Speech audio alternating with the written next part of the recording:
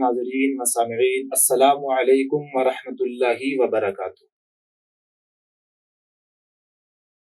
آپ دیکھ رہے ہیں اظہار چینل کا دینی پروگرام۔ آج ہمارے ساتھ رئیس الفقہاء حضرت علامہ و مولانا مفتی محمد شہاب الدین اشرفی جامعی، شیخ الحدیث جامع اشرف۔ آج ہم بات کریں گے امت مسلمہ کو درپیش چند مسائل پر۔ جی مفتی صاحب کی بلا، بکر ایک آزاد خیال شخص ہے۔ وہ لوگوں میں یہ بات کہتا رہتا ہے کہ آج کے زمانے میں خانقاہوں کے مشائخ میں روحانیت باقی نہیں رہی۔ کسی خانقاہ کے خود ساختہ شیخ سے مرید ہونے میں کوئی فائدہ نہیں۔ بکر کے متعلق شرعاً کیا حکم ہے؟ نحمدہ و نصلی علی رسولہ الکریم، اما بعد۔ اس طرح کے خیالات ہمارے معاشرے میں رائج ہوتے جا رہے ہیں اور کچھ نہ کچھ لوگ گمراہ ہو رہے ہیں۔ بکر راہ راست سے بھٹکا ہوا، شریعت و طریقت سے بے لگام، شیطان کے فندے میں گرفتار شخص ہے۔ شرعاً ایسے لوگوں سے دور رہنا ضروری ہے، اس لیے کہ قیامت سے پہلے تک ہر دور میں اللہ تبارک و تعالیٰ کے نیک اور برگزیدہ بندے مخلوق خدا کو فیض پہنچاتے رہیں گے۔ کوئی زمانہ اولیاء صالحین اور مشائخ واصلین سے خالی نہیں ہوگا۔ اللہ تبارک و تعالیٰ نے یہ نظام بنایا ہے کہ اپنے برگزیدہ اور محبوب بندوں میں سے اکثر کو اپنی عظمت و جمال کے پردہ میں پوشیدہ رکھا ہے، تاکہ اس امید پر ہر صالح عالم اور شیخ کی لوگ تعظیم کریں کہ وہ خدا رسیدہ اور برگزیدہ ہو۔ شیخ سعدی کا قول ہے، ہر بیشا گما مبر کے خالص، شاید کے پلنگ خفتہ باسد، یعنی ہر جنگل کے خالی ہونے کا گمان نہ رکھ، ہو سکتا ہے کہ چیتا سویا ہوا ہو۔ امام بدر الدین عینی رحمت اللہ تعالی علیہ نے بخاری شریف کی شرح عمدۃ القاری میں جمعہ کے دن کی مقبولیت دعا والی گھڑی کو پوشیدہ رکھنے کی حکمت کو ذکر کرتے ہوئے لکھا ہے، وَالْحِكْمَةُ فِي إِخْفَائِهَا الْاجْتِهَادُ فِي طَلْبِهَا فِي كُلِّ الْيَوْمِ کما اخفا اولیاءہ فی خلقہ تحسین الظن بالصالحین۔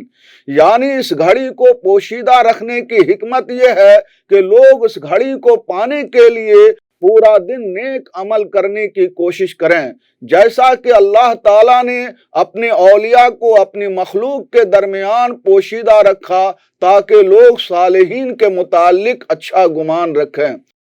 مذکورہ عبارت سے یہ بات واضح ہوتی ہے کہ بکر کا دور حاضر کے مشائخ رام کے متعلق مذکورہ گمان باطل گمراہ کن ہے۔ کسی بھی سلسلہ کے شیخ سے مرید ہونے میں دنیا و آخرت کے فوائد ہیں۔ اگر مرید ہونے والے شخص کو زندگی میں کوئی پریشانی لاحق ہو جائے تو اس کا پیر اس پریشانی کو حل کرے گا۔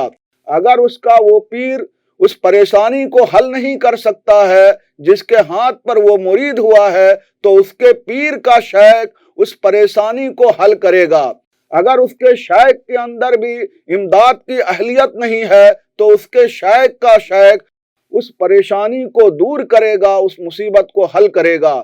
اگر بالفرض اس سلسلہ کے مشائخ میں سے کسی نے بھی اس کی دستگیری نہیں کی تو اللہ کے رسول صلی اللہ تعالی علیہ وسلم اس کی مشکل کو حل کریں گے، اس لیے کہ اللہ کے رسول صلی اللہ تعالی علیہ وسلم کی ذات گرامی تمام مصائب اور پریشانیوں کو دور کرنے والی ہے۔ لطائف اشرفی میں قدوۃ الکبریٰ غوث العالم سید اشرف جہانگیر سمنانی رحمت اللہ تعالی علیہ کا قول اس شیخ سے مرید ہونے کے فوائد کے متعلق مذکور ہے جس کا سلسلہ اجازت اللہ کے رسول صلی اللہ تعالی علیہ وسلم تک بلا فصل پہنچتا ہے۔ لطائف اشرفی میں ہے، قدوۃ الکبریٰ فرمودن کے فائدہ سلسلہ صحیح آنس کہ اگر معاذ اللہ در خود استمداد نبوت اعتماد بر پیرش بود، اگر پیرش نبود متصاعدن الی النہایہ، البتہ کسے بود کے استغاثہ او رسد۔ नक्ल अस्त के शख्स दरहीन मौत उक़बे दुशवार वसाब खुनखार उब्ताद बर रूहानिया व हमचू मुतसायदन बामसाल रूहानिया पाक साहिब लौलाक हजरत रसालत पनाह सल्लल्लाहु ताला अलैहि वसल्लम रफ्ता हर आयना ज़ात नवी मुफर्रह गुमूम कौनैन व रूहानियत मुस्तफ़ी के काशिफ़ हुमूम व गुमूम दारैन बूद दस्तगीर हाल उसद व शफ़ी मकाम उ आमदा व अमसाल ईज़ा हर जाके वक्फा दर राह सलूक व साब असहाब सलूक उफ्तद पीर मुमम्मिद हाल उ बासद अगर पीर मुमम्मिद हाल उ न बासद पीर पीर उ बासद कमा काल मशाइख लौ वकाल खललो तौबत लामदहु साहिबुल मुसाफिहतिल लज़ी वकात तौबत बैन यदे वलौ लम यकुन लामदहु मा फौका वलौ लम यकुन लामदहुल हज़रत मुहम्मद सल्लल्लाहु ताला अलैहि वसल्लम यानी हजरत कुदरतुल कुबरा गौसुल आलम सैयद अशरफ जहांगीर समनानी रहमतुल्लाह ताला अलैह फरमाते हैं कि सही सिलसिला में बैत होने का एक खास फायदा ये है कि अगर खुदा न खास्ता उन वास्तों के दरमियान बैत करने वाला पीर इमदाद की अहलियत नहीं रखता है तो उस सिलसिला के इंतहा तक कोई न कोई पीर ऐसा जरूर होगा जो उसकी फरियाद को पहुंचेगा और उसकी मदद करेगा। चुनान से इस सिलसिला में मनकूल है कि एक शख्स को मौत के वक्त मुश्किल मरहला से दो चार होना पड़ा। उसने अपने पीर की तरफ तवज्जो की लेकिन वो पीर उसकी मुश्किल को हल नहीं कर सका तो उसने अपने पीर की तरफ रुजू किया लेकिन उसके पीर से भी वो मुश्किल हल नहीं हो सका तो उसने अपने पीर से रुजू किया। इसी तरह सिलसिला बर सिलसिला हर एक अपने पीर की रूहानियत की तरफ रुजू करता रहा यहाँ तक के रूह मुकद्दस सरवरे कायनात सल्लल्लाहु ताला अलैहि वसल्लम तक ये सिलसिला पहुंचा और सरवरे कौनैन सल्लल्लाहु ताला अलैहि वसल्लम की रूह मुकद्दस ने उस मुरीद की दस्तगीरी फरमाई और उसके मुश्किल को हल कर दिया। आपकी ज़ात तमाम गमों को दूर करने वाली है। इसी तरह जब कभी असहाब तरीकत की राह में कोई दुश्वारी हायल हो जाती है तो उसकी मदद उसका पीर करता है। अगर उसका पीर उसकी मदद नहीं कर पाता है तो उसके पीर का पीर उसकी मदद करता है। जैसा कि बाज मशाइख ने इरशाद फरमाया है कि अगर तौबा की राह में कोई खलल वाक़े हो जाता है तो उसकी मदद उसका पीर करता है जिसके हाथ पर उसने तौबा की है। अगर वो मदद नहीं कर सकता है तो वो मदद करता है जो उसके ऊपर है।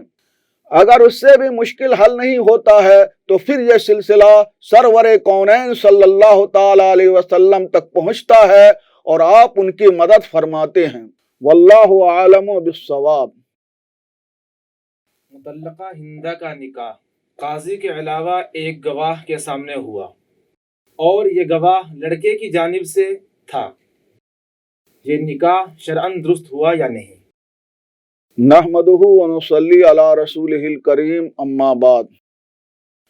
अगर निकाह का काजी हिंदा के निकाह का वकील था और हिंदा अक़दे निकाह की मजलिस में मौजूद नहीं थी तो ये अक़दे निकाह सिर्फ एक गवाह की मौजूदगी में होने के सबब दुरुस्त नहीं हुआ। इसलिए कि निकाह दुरुस्त होने के लिए अक़दे निकाह का दो गवाहों की मौजूदगी में होना शर्त है। अगर हिंदा की इद्दत पूरी हो चुकी थी और वो खुद अक़दे निकाह की मजलिस में मौजूद थी, इस सूरत में ये निकाह मुनअक़िद हो गया और काजी जो हिंदा के निकाह का वकील था मजलिस निकाह में लड़के की जानिब से मौजूद शख्स के साथ निकाह का गवाह करार पाएगा। इस अक़दे निकाह में काजी के निकाह का गवाह होने की वजह यह है कि निकाह का वकील सफीर महज होता है, यानी सिर्फ अक़दे निकाह के अल्फाज को बोलने वाला होता है। अगर मुवक्किल अक़दे निकाह की मजलिस में बज़ाते खुद मौजूद है तो वकील की इबारत यानी अक़दे निकाह में बोले गए उसके अल्फाज मुवक्किल की तरफ मुंतकिल हो जाते हैं, गोया के अक़दे निकाह का लफ्ज़ बोलने वाला मुवक्किल है और वकील निकाह का गवाह बन जाता है और निकाह का अक़द करने वाला खुद मुवक्किल करार पाता है। جب موکل کی موجودگی میں نکاح کا وکیل عقد نکاح کرنے والا نہیں ہوا بلکہ سفیر محض ہوا تو اس عقد نکاح کے لیے اس کا گواہ بننا درست ہے۔ فتاوی تاتار خانیہ میں ہے وَمِنْ هَذَا الْجِنْسِ ذَكَرَ الشَّيْخُ الْإِسْلَامِ فِي شَرْحِ كِتَابِ الرِّهْنِ وَصُورَتُهَا رَجُلٌ وَكَّلَ رَجُلًا أَنْ يُجَوِّزَ لَهُ إِمْرَأَةً فَجَوَّزَهُ الْوَكِيلُ بِحَضْرَةٍ شَاهِدٍ وَاحِدٍ فَإِنْ كَانَ الْمُوَكِّلُ حَاضِرٌ يَجُوزُ وَطَرِيقَتُهُ أَنَّ الْمُوَكَّلَ يُعْتَبَرُ مُجَوِّزًا وَيُعْتَبَرُ الْوَكِيلُ مع الشَّاهِدِ الْآخِرِ شَاهِدًا وَإِنْ كَانَ الْمُوَكِّلُ غَائِبًا لَا يَجُوزُ۔ یعنی اس طرح کے مسائل میں سے شیخ الاسلام نے کتاب الرہن کی شرح میں ذکر کیا ہے۔ اس کی صورت یہ ہے کہ ایک شخص نے دوسرے شخص کو نکاح کا وکیل بنایا کہ اس کا نکاح ایک عورت سے کر دے۔ اس وکیل نے اس کا نکاح ایک گواہ کی موجودگی میں کر دیا۔ اگر موکل عقد نکاح کی مجلس میں موجود ہے تو یہ نکاح جائز ہے۔ اس کی وجہ یہ ہے کہ موکل عقد نکاح کرنے والا ہوگا اور وکیل دوسرے گواہ کے ساتھ گواہ کے طور پر معتبر ہوگا۔ اگر موکل غائب ہے یعنی مجلس نکاح میں موجود نہیں ہے تو یہ نکاح جائز نہیں ہے۔ واللہ عالم بالصواب۔ جزاک اللہ خیر و احسن الجزاء۔ پھر ہم انشاءاللہ ملتے ہیں مفتی صاحب قبلہ سے آئندہ کی مجلس میں۔ السلام علیکم ورحمۃ اللہ۔